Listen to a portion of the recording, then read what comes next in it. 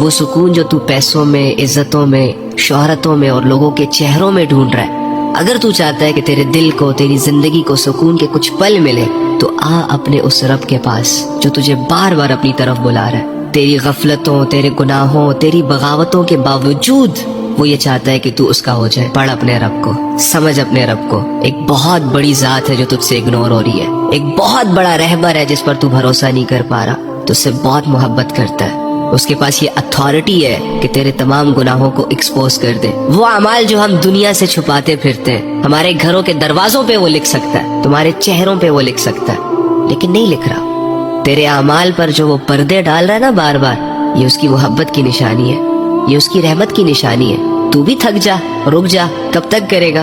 آ میری جان اپنے رب کے پاس۔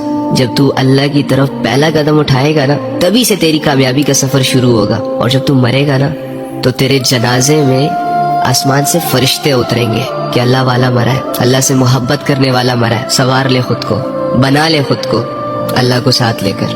کوشش کرو گے نا انشاءاللہ، دکھا دو اس دنیا والوں کو کہ تم لوگ کہتے تھے نا کہ میں کبھی نہیں بدلوں گا، تم لوگ ہی تھے نا جو کہا کرتے تھے کہ یہ کبھی نہیں سدھرے گا۔ لو سدھر گیا، لو بدل گیا، اللہ کے لیے، اللہ کی خاطر۔